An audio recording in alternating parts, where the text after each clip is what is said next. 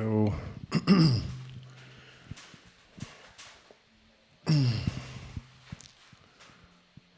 All right. Looks like we're live. All right, guys, it's a very tired but inspired Illuminostic. A lot of amazing things have happened over the last week. I haven't been streaming much because my family has reunited, so I've been putting my energy into, spending time with my son and fixing stuff with my partner, which is all going really well. So really happy about that. Also, this little thing here is a piece of kushuro, which is a kushuro, sorry. It's a blue-green algae that's actually a colony of cyanobacteria, and it is 42% highly digestible protein, more than meat. It has cytotoxins that are produced by the cyanobacteria that inhibit the growth of tumors. It's full of B vitamins, amino acids, DHA, things that regenerate cells, and it might possibly be the most nutritious and the most medicinal food on the planet, and it's not that well known outside of South America from what I can tell. So I feel so honored to be able to feed my son this stuff every day and eat it myself. And I am able to ship it both fresh and dried. So if you watch my Andean superfood salad video, there are links to studies, and it's absolutely incredible. Totally blown away by this stuff. Also, before we get into the main subject of this stream, I have been invited to make rape with Huni Kuni people from Brazil on Sunday, and it's actually a pretty remarkable opportunity because it's very rare that outsiders are given the recipes, and they have actually given me permission to to video everything, and the guy that put it together is a professional cinematographer. So I think that was probably a really good connection to make, and just all sorts of good things are happening. Really excited about the rape in particular, because that's really an honor, and I'm pretty sure there's no video like that on YouTube, so pretty stoked about that. And so I guess that brings us to the main subject of this stream, which was actually inspired by my last patron-only voice chat, where we have patrons all joined together in a round table discussion. And basically, right on, Flezik, definitely appreciate you, man. Yeah, I am paying these Huni Kuni, by the way. They're displaced family, so it's really helping them. And also, you'll be able to order their rape, so I'm creating an outlet for them as well, which is highly satisfying. So, that reminds us all that I'm demonetized and rely on your support. So consider becoming a patron, and there are options to support in the chat, PayPal and Zelle, and all that stuff. So at any rate, we basically were discussing the conundrum that we're in. We find ourselves immersed in a global catastrophe, and it's an equal mixture, because this is an expression of the fundamental laws of the universe, right? That there are always equal parts opposites.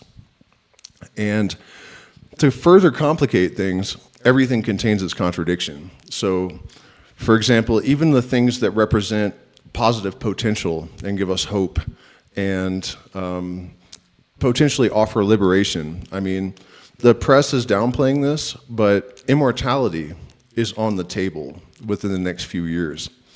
Cell age reversal has been achieved in eye cells And there's a whole bunch of other technologies. What's his name? I can't believe I'm not remembering this guy's name. He's working with the field, basically, to use electromagnetic charges to alter, it's not gene expression, because the organisms, for example, this worm will grow 2 heads because of this electrical manipulation, but the genome remains unchanged. And so the implications of his work, it's Michael something, limb regeneration, age reversal, and then we have AI, right? And on the one hand, it promises liberation, workload streamlining, better efficacy, quick access to information, coding, anyone can do coding, but it also is about to make like 2/3 of the workforce obsolete, and people, when you think about this, you generally just think, well, coders, maybe even content creators, video editors, thumbnail makers, all these kind of niche jobs, but it's not actually true. Doctors, eventually, governments, it could ultimately affect every tier of humanity negatively. It also could be used to monitor and control. You guys know, there's all kinds of possibilities. And what I'm getting at here is even things like cryptocurrency, right? Is it a way to liberate us from the banks and give us, financial control and obscure our transactions and whatnot? Or is it just leading to absolute control of currency based on social credit and, So it's really wild because we have the threat of nuclear war and we have division in the United States on a political level that is unparalleled. There are so many threats and so many promises, and even the things that hold promise could fall on either side of the coin. So it's really a tremendously difficult set of circumstances to navigate. And I've always kind of considered myself to be part of a movement, not my movement, and not a coherent movement necessarily, but a sort of evolution in consciousness and the emergence of a very different sort of frame of mind and way of moving and being in the world.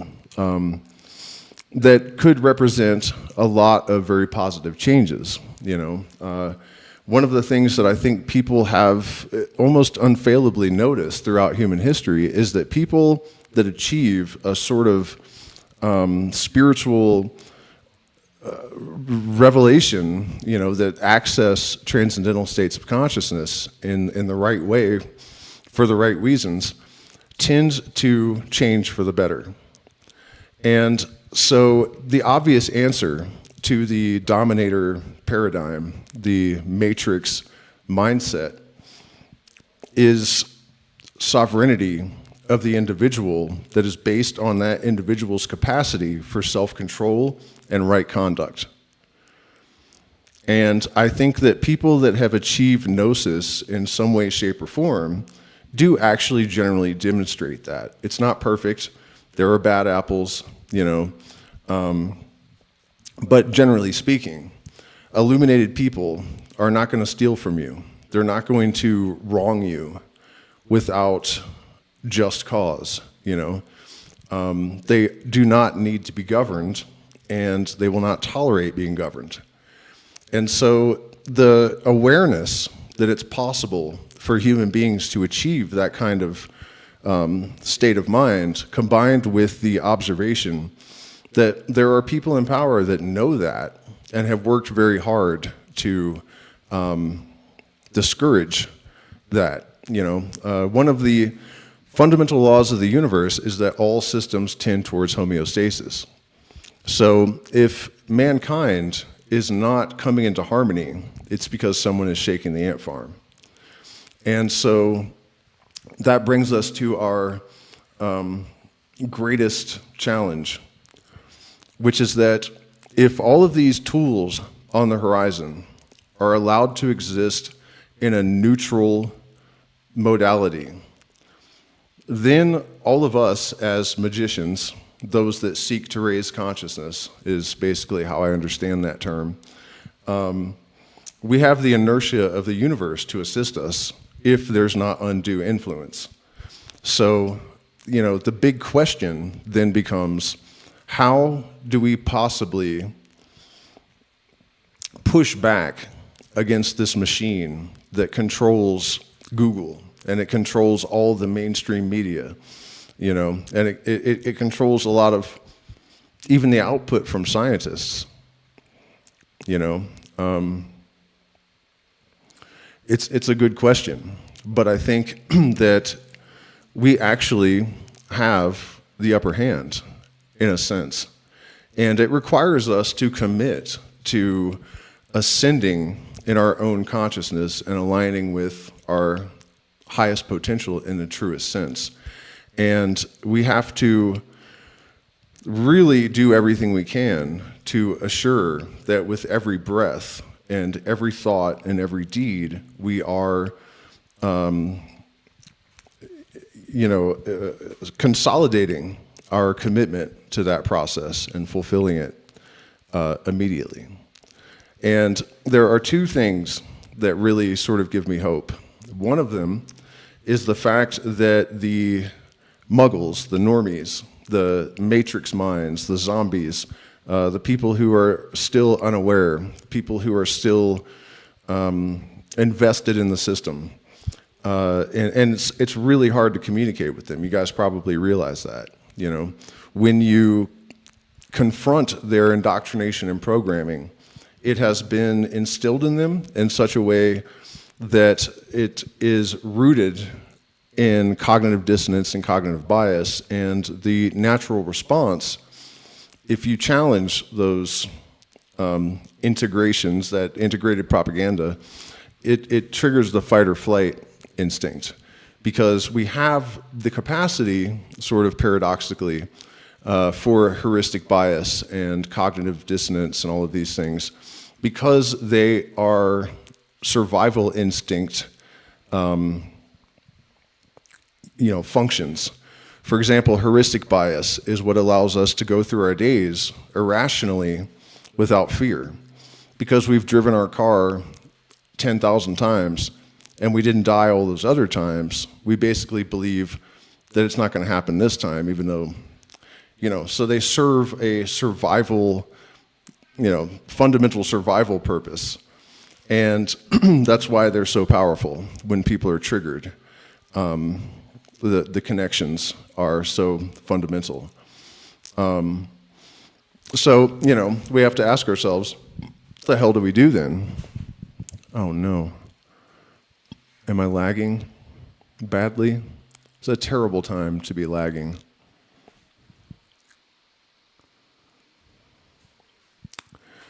I have no idea why that would be. I have plenty of internet speed. Okay, so the first thing is this. The reason that they cling to their belief systems is that it is a security blanket. But I did a poll the other day that I also did last year. Damn. I don't know what I can do about the lag. Let me see if I can change the stream settings. Maybe that'll... Nope. Give me a second to see if I can... let's see.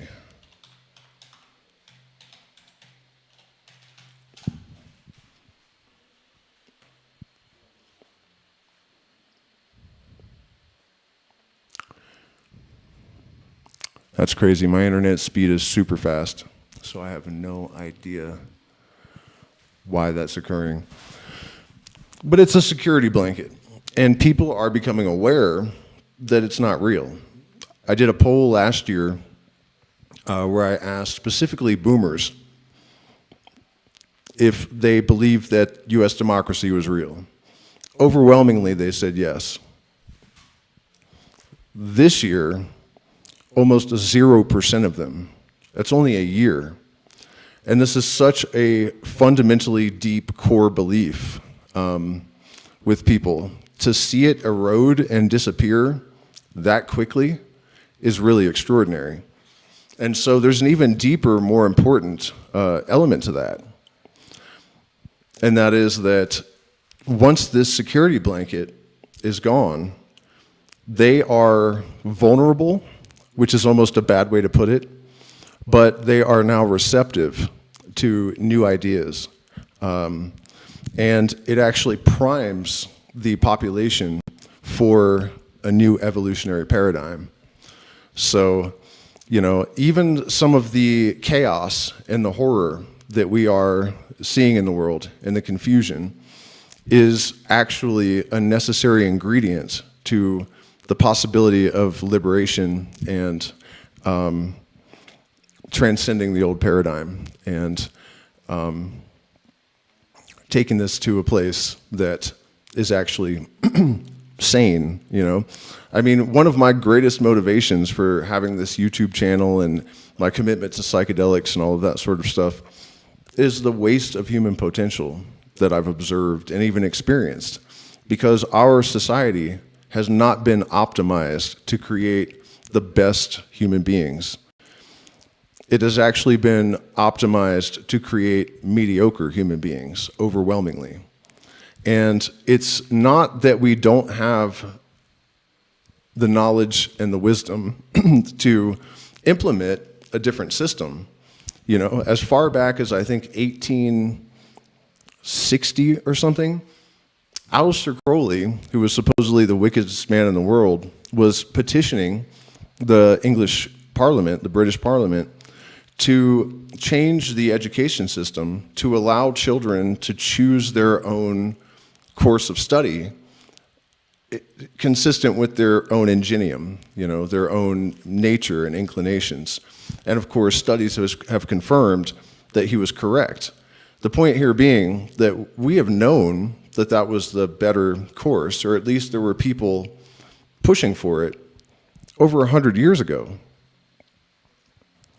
So, you know, I think the evidence that there has been a deliberate conscious choice not to cultivate the, black rock, we can talk about that, not to cultivate the absolute highest potential in humanity.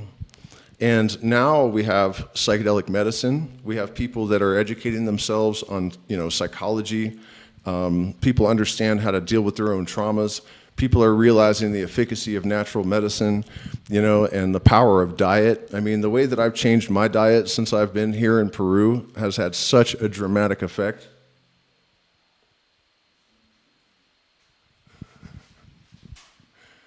Yeah, I mean, the black rock thing though is pretty important, and I will say something about that in a minute, because it's pretty well known, but it could be more well known for sure. But yeah, the reality is that we do have an alternative. You know, people have criticized the revolutionaries in society, saying that we don't have a plan, that we complain about things and we don't have any answers. That's not true. That's not true. We do know how to better educate our children. We're learning more and more how to use psychedelics and how much of an impact they can have. Many of us are realizing that religion and atheism are not the only two choices, that you can have, that there is a modality of spiritual awareness that does not require you to abandon reason and common sense and science, that all of these things are not only not mutually exclusive, you know, science and spirituality, they should be complementary.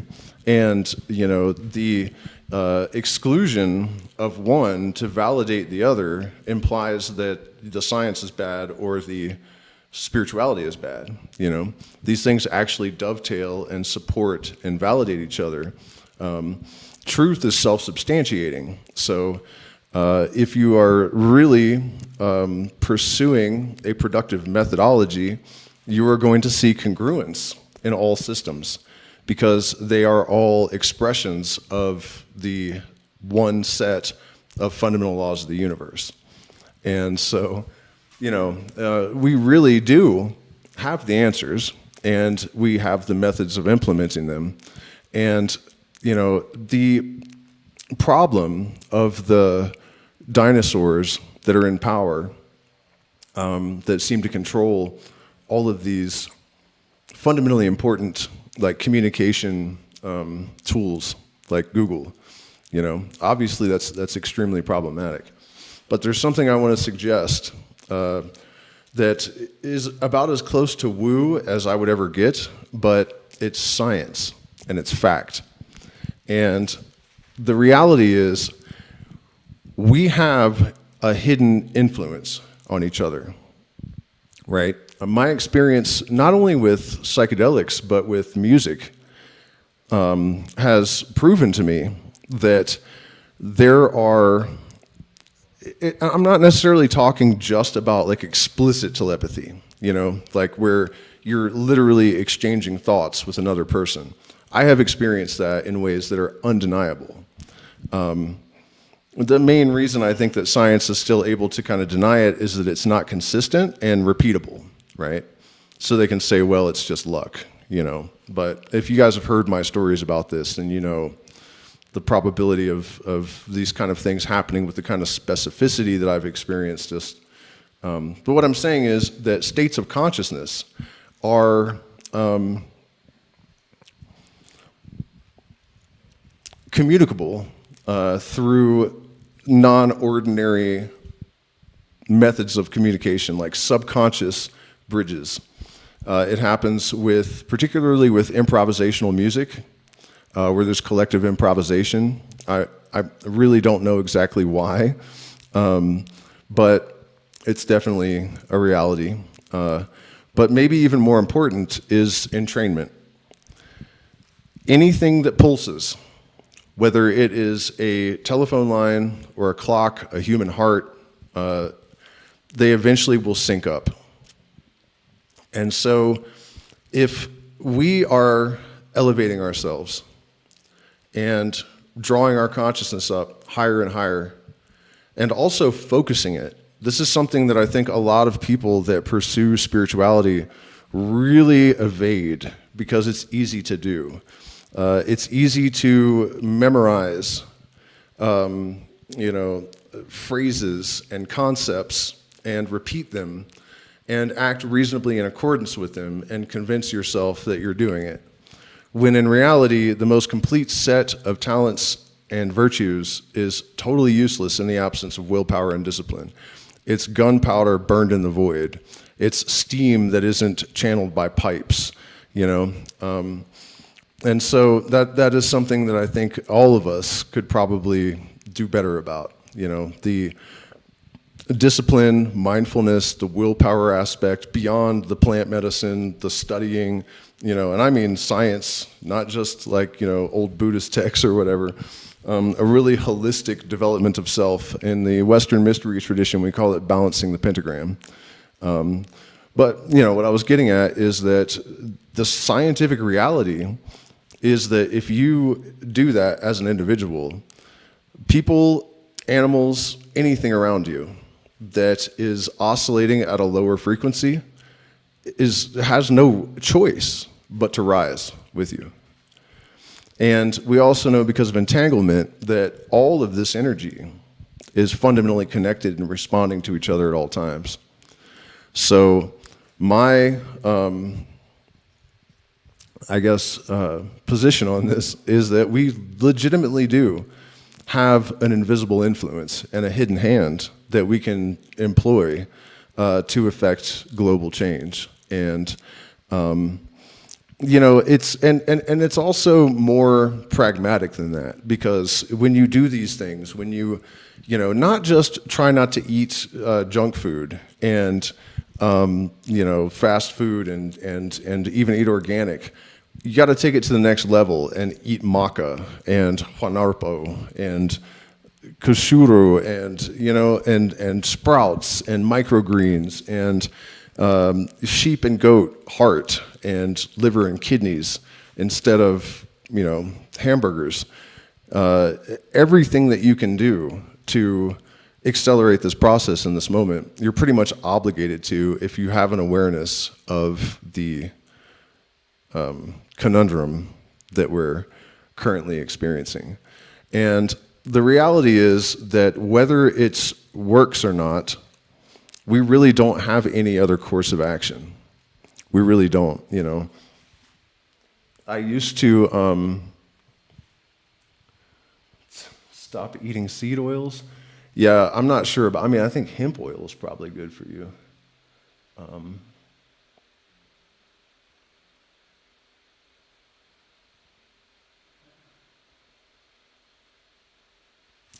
Oh, somebody said something about BlackRock, and I was going to comment on that. Basically, people are aware that the system is concentrating wealth at the top. And I think there's a misconception in the US. People really believe that it was like the greatest system in the history of mankind and all this stuff. But there has never been an economic or political machine that was created to do anything but concentrate power and wealth at the top. It's all, and the thing is that once it was put into motion, it just continuously funneled all that into that tiny demographic at the top. And so now we have State Street, Vanguard, and BlackRock that are really one thing that own almost everything. By like 2030, they're going to own like 70% of the houses in the US or something, So that's what he was referencing with BlackRock. What about drinking alcohol? That's a terrible idea. It definitely lowers your vibration, and that's the reason it's been the only legal drug in the United States for all of these years, And by the way, you guys, of course, the part of this is just a shameless plug for my Patreon, but these voice chats that we've been having really have been extraordinary, and we are amassing a group of highly intelligent, highly motivated people that are spiritual, but there's no woo. Everyone is very down to earth, and it really is necessary for us to unify. That's really the biggest problem, I think. It's the biggest problem with cryptocurrency. It's why it's not working. Because when people create 40,000 tokens and everyone is hair trigger with the fear index, and as soon as there's some FUD and the market moves a little bit, everyone sells. Unless, the people that are really committed to a sort of revolutionary paradigm commit to one token and actually hold it, and it can't be Bitcoin. It's got to be a smaller one as it just launches to actually empower everyone. You know what I mean? There has to be a unified sense of purpose. On the micro scale, it is the crisis of purpose that has derailed the lives of billions of people. It is the reason for the benzodiazepines, the ocean's testing positive for benzodiazepines, school shootings. I say this all the time, but it bears repeating because it's so important.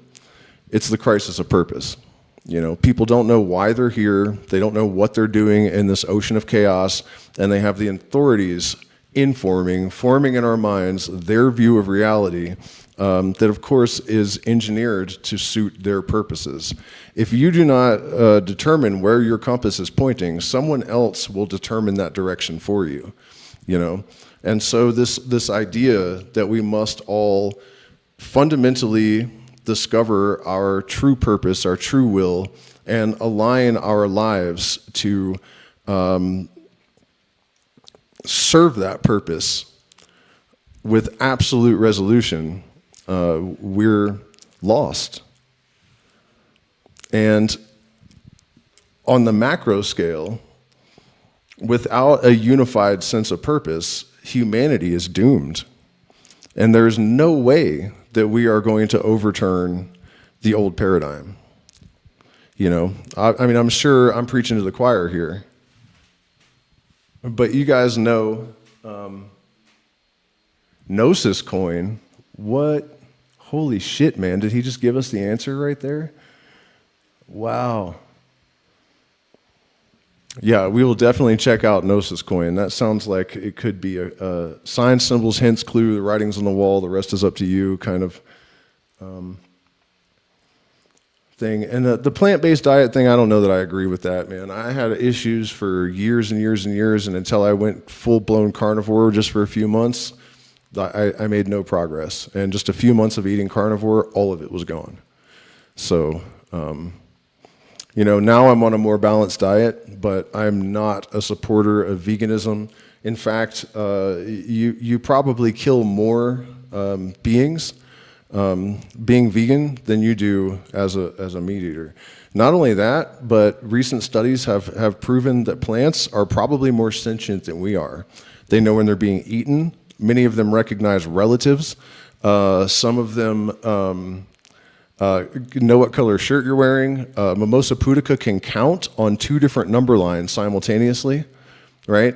And on and on. I mean, you are not avoiding eating a sentient being that has relatives that miss it. I mean, most cows don't really notice. They don't know their cousins. They're not missing anyone.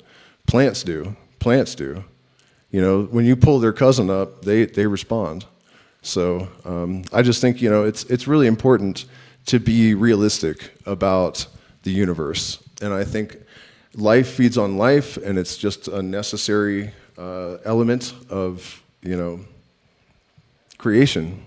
And it's funny to me that a lot of people that say they want to commit to a more fundamentally natural way of life ignore the fact that there's like literally no indigenous cultures on the face of the earth that were vegan, which kind of suggests that's a modern, unnatural development.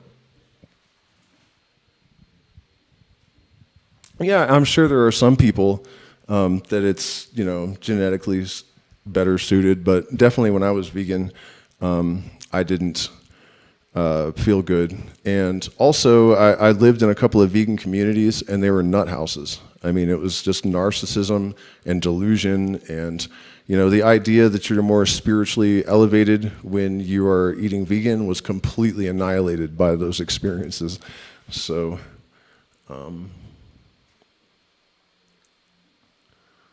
also, by the way, this is always an AMA. I'm always down to talk about all sorts of stuff. I look like your uncle's boyfriend. That's fine, I guess. What have I stumbled across here?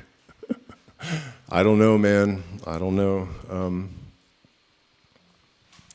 But yeah, I mean, that's the reality here, that we have all of this conflicting potential, but if you guys understand the laws of the universe, then it has to be that way, In order for a new order to emerge, there has to be chaos. There has to be looseness in order for the parts to move and reconfigure and re-engineer themselves. And then there's also the risk versus reward equation, that the promise and danger are going to be moving in exact equilibrium and lockstep. And it is probably consciousness that determines which way it falls in the end, So I don't think we have any better way to think about all this, because all it requires of us is to continue to educate ourselves, empower ourselves and the people around us, to continue to grow and to focus and enhance all of the systems in our biodomain, from our mind to our muscles.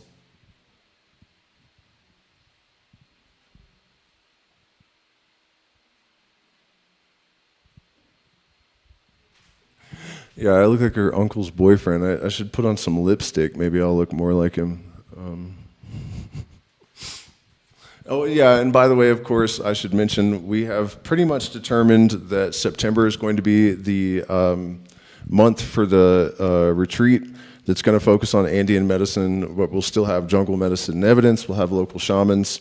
We'll have classes. I'm going to see if these huni kuni want to come and teach the people how to make rape. I'm sure they will. So there'll be the opportunity to come and learn about that and explore the ruins and eat algae every day and, you know, medicine and magic and all of that stuff.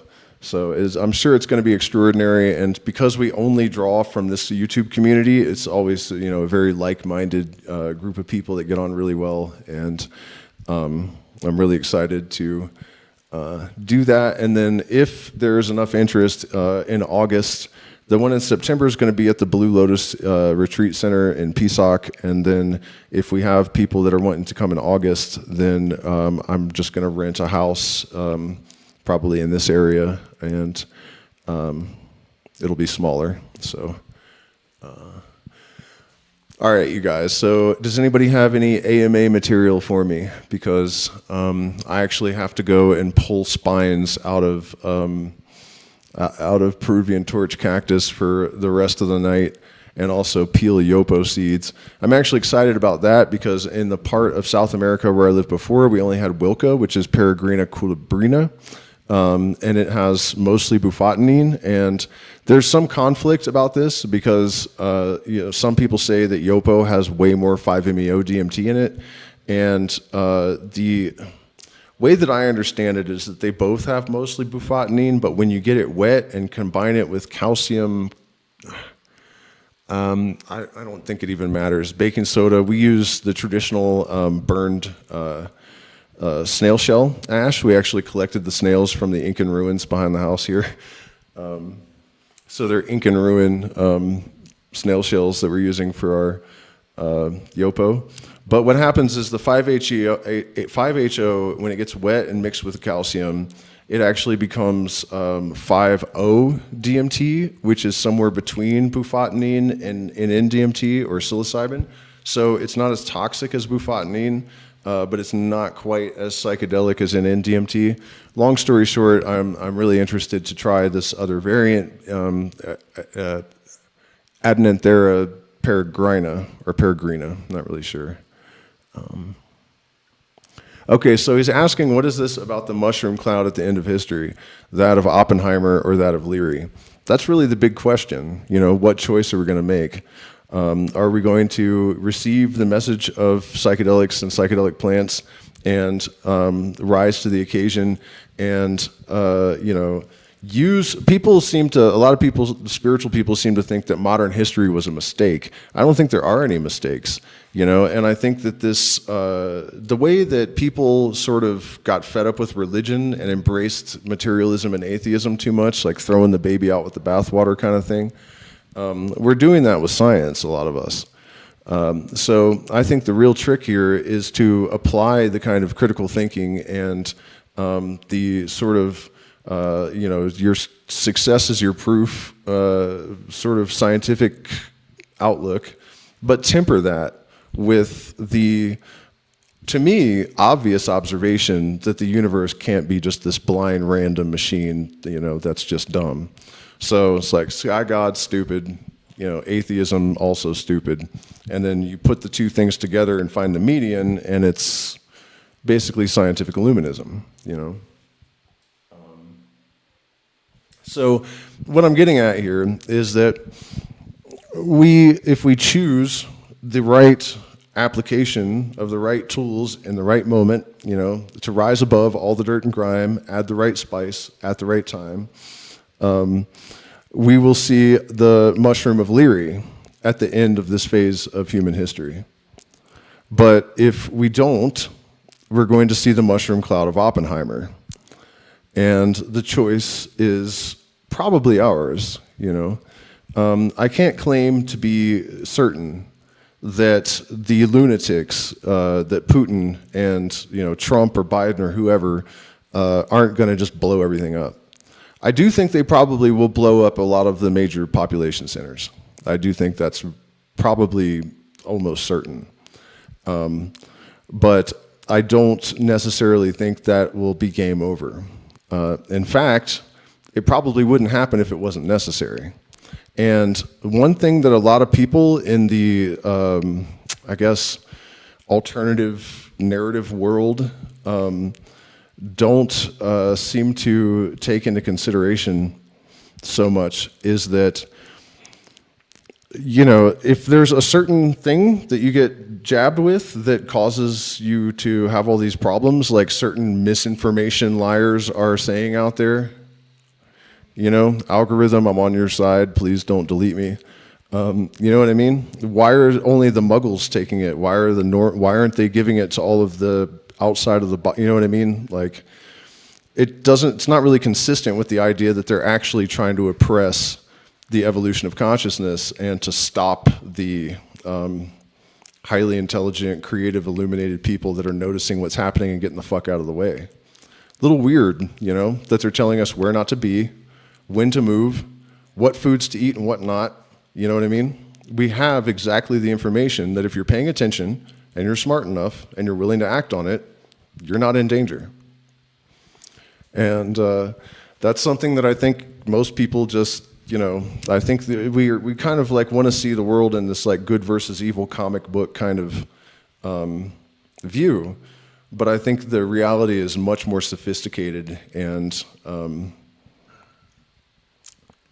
intelligent than that, So much of what we see is not what it appears. Any thoughts on astral spiders? I have never heard of astral spiders. I have no idea what you're talking about right there. It sounds terrible, though. I would not want to wake up in bed and discover that I have been inundated with astral spiders. I think that would probably piss me off.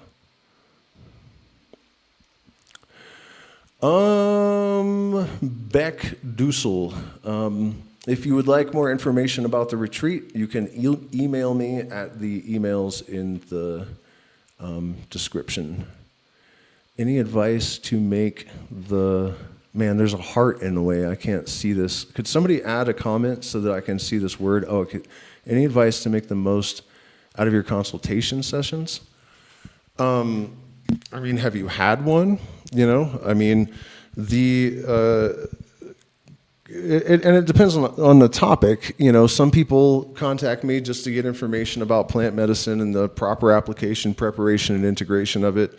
And other people, I function as a sort of non-licensed therapist, and it's just something that I'm naturally adept at, I guess. And I've been studying, psychology and different types of mysticism and taking psychedelics and plant medicine for decades, so I just kind of have a very good intuitive grasp of how traumas and the resolution of those traumas work. And also, I came from a horrifically violent, abusive background with, drug addicted, not even fathers, just father figures randomly in and out the door, and a completely insane mother. And so, Terrence McKenna once said that the shaman is a madman who has healed himself.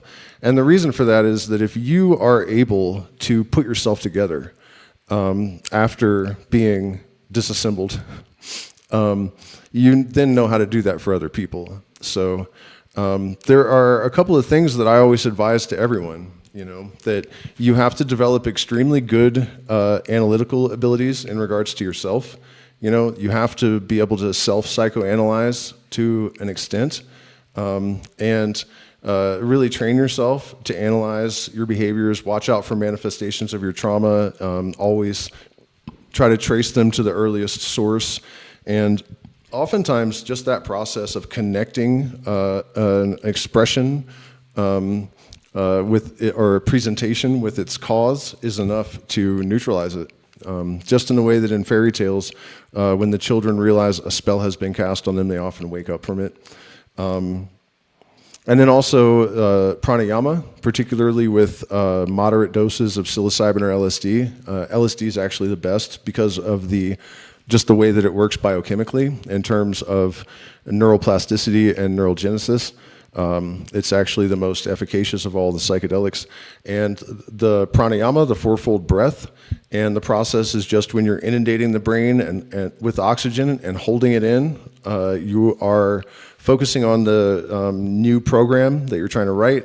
And when you're exhaling, you are focusing on the things that you wish to release. And I actually quit smoking after like 20 years I mean, I still occasionally will have a mapacho or something, but I don't habitually smoke. It was so effective that the next day I forgot that I was a smoker until in the evening, I stuck my hand in my pocket looking for my keys, and I pulled out this pouch of tobacco, and I was like, holy shit, I smoke? I smoked. I don't smoke now. It took 2 hours.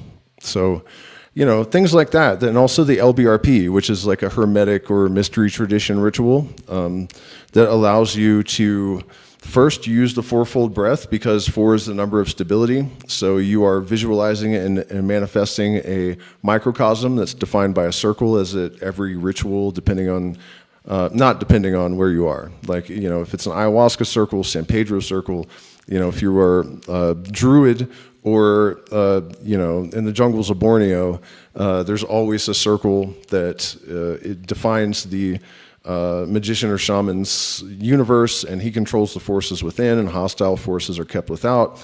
And then there are 4 points that are created that represent the 4 fundamental forces of physics, whether the person realizes it or not.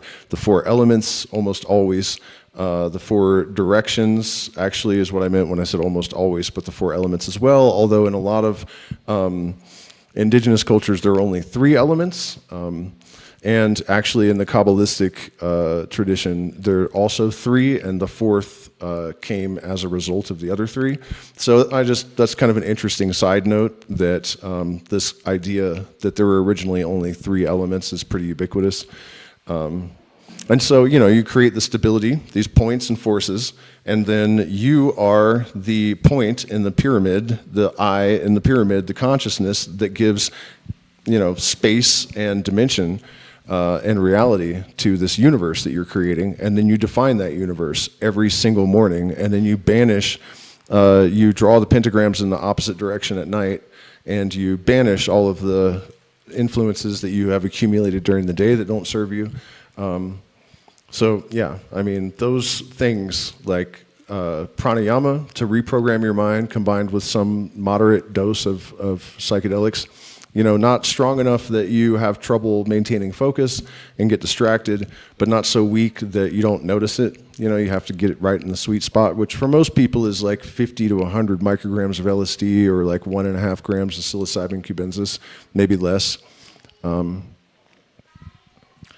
And using the breath, and because when you inundate the brain with oxygen, while it's got this chemical in it that is causing all of this neurogenesis and neuroplasticity, the oxygen is the fuel that it needs to accommodate the processes, right? To fuel the processes.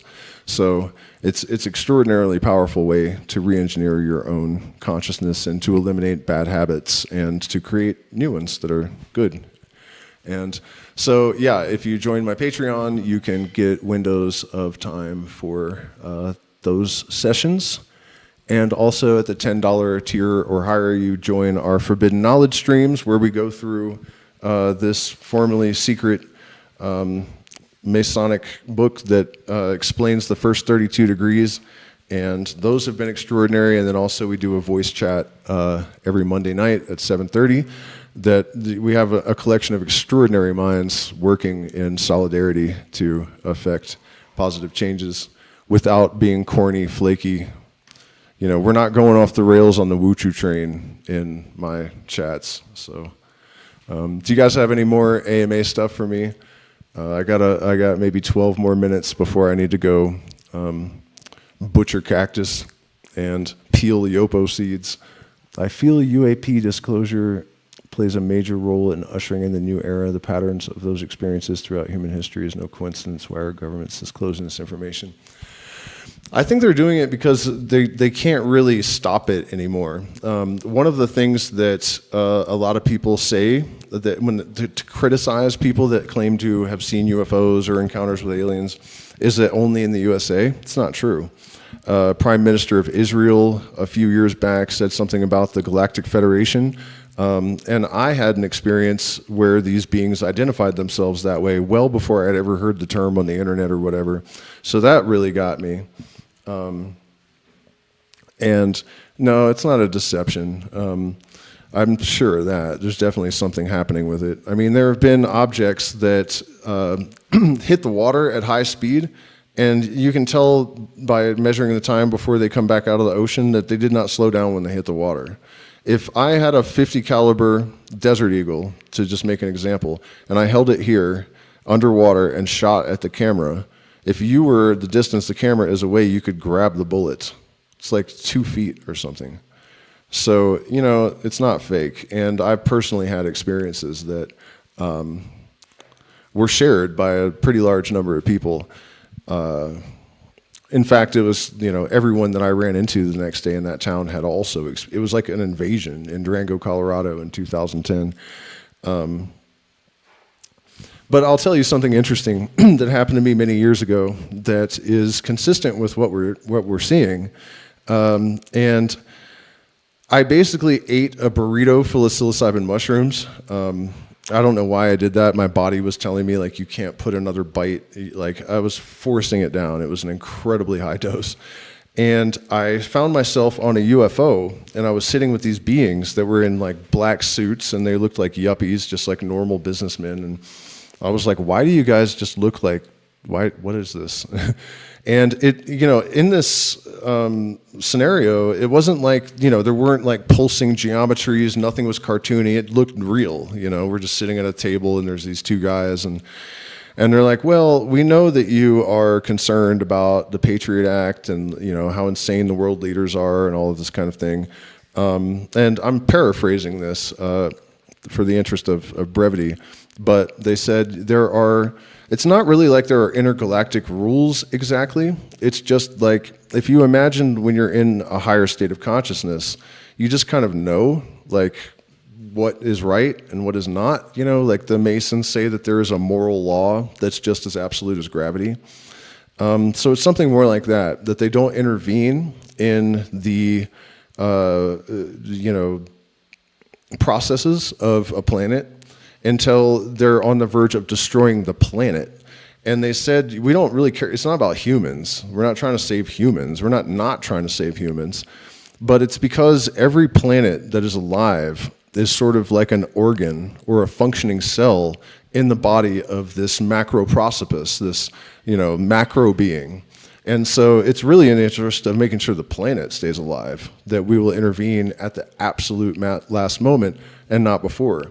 So here we are on the brink of World War III, and there's UFOs all over the place, and the governments are telling us, you know.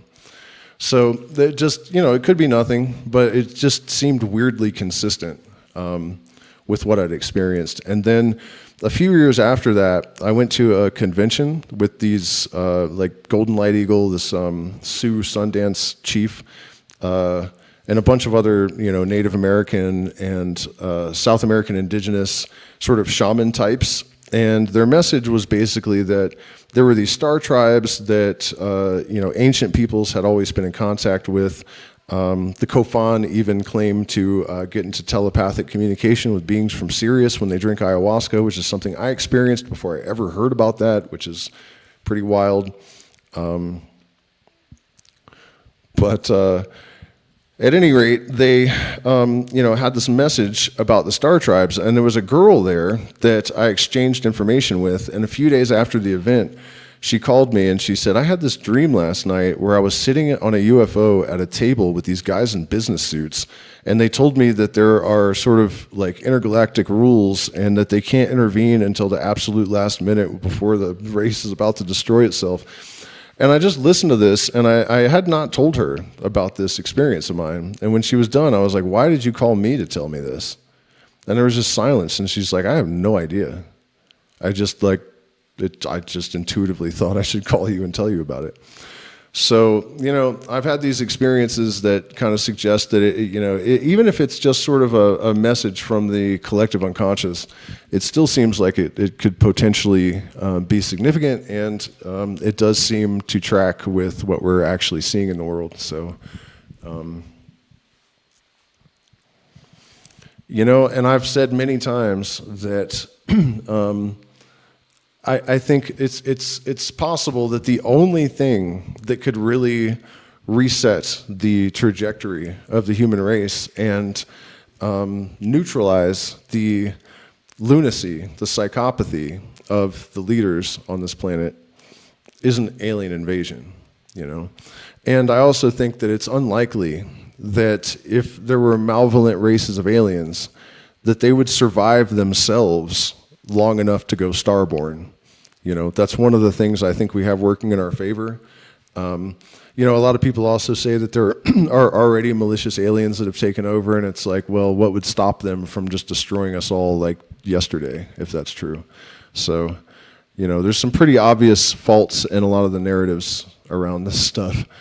But yeah, alien intervention, the chances are at least better that they would be benign, I think, because look at us. We're only half evil, and we're about to destroy ourselves, and we're nowhere near journeying to other star systems. So,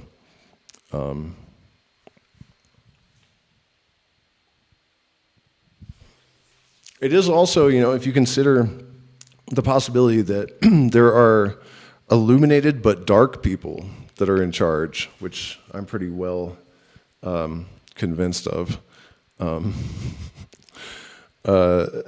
I was watching Dune the other night for the first time, and the Bene Gesserit are basically the Illuminati, but they're women. You know, they call themselves the Order, and they rule from the shadows and shit. And they're not actually evil, really. But something that one of them said really hit me, because it's something that I had considered before. If you look at the way the elite plan, it really seems like they don't think in terms of their lifetime. They think in you know, huge cycles. And why, if they're not even going to be here? And the answer would be that they are aware, they have continuity of consciousness between lifetimes. And so they plan things over several lifetimes, which would make for a formidable enemy. I mean, think about how chess works. You know, people that can think several moves ahead are very hard to beat. So, and that's what the Bene Gesserit woman said in Dune, you know, that we plan things over thousands of years because we know that we just keep reincarnating, and it's kind of a terrifying thought.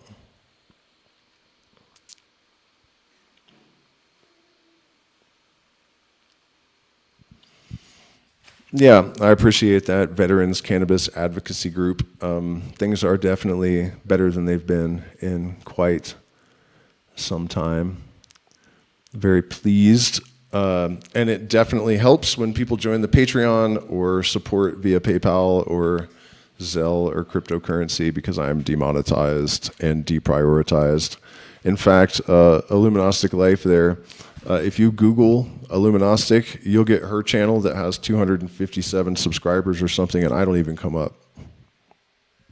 What's that about? Pretty wild. She also reposts some of my content, and it'll get like, you know, 400 times as many views or something, because it's not a blacklisted channel. So that's cute.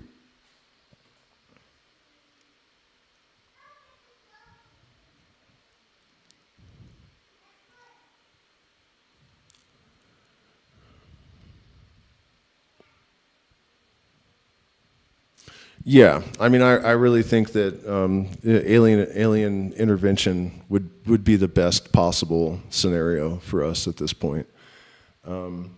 So it's 10 o'clock here, and I've got to tend to things. So I want to thank everyone for spending this time with me. I hope that you were inspired by some of it, and if you were afraid of the chaos and the negative possibilities and potentials, and the apparent impossibility of overcoming the opposition, that some of the things that I've said in this stream resonated with you, because I think, you know, in particularly the point that I made about entrainment really is, it's, you know, it's not a spiritual concept, it's a scientific one. And so this is the real, you know, real magicians are people that have learned to use the laws of nature, not to transcend them, it's not possible, in ways that seem to be miraculous to the profane, right? To the people that are not in the esoteric circle, in the gno. And luckily for all of us, we are in the gno, so we actually have the honor and the opportunity to engage in this sort of miraculous dance of transcendental wonder and works and elevate ourselves and everyone and everything around us to a place of greater coherence and symmetry and beauty and sensibility and creativity.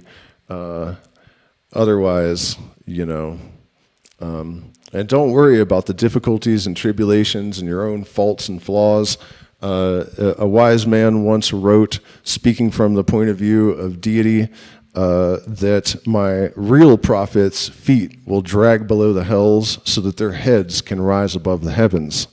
Also, another way to understand this that was actually originally in Moby Dick, but was cut by the editor, Captain Ahab said, in one sense, Aleister Crowley is higher than God's hat. In another sense, he's lower than whale shit. But anyone that knows anything knows that God's hat is made of whale shit. So on that note, thank you guys so much for spending this time with me. Please consider sharing the videos since I don't get much love from the algorithm. Become a patron and access 5 years of private patron-only content. And come to the event in September. Shoot me an email if you're interested. And I will give you all of the relevant bits. And nothing's last, nothing is lost. It is true and false to say, or all of these things are true and false, and it is both true and false to say that they're true and false. All of these paradoxes are ubiquitous throughout all of the different strata of creation, and that nothing lasts, nothing is lost. If you're talking about the thermodynamic law level, information is lost. On the quantum level, it is not lost. So, any paradoxical statement you can make is truth, almost, This is one of the major impediments, I think, for a lot of people to actually become illuminated, is that it's really hard. People want things to be one or the other, when everything is both,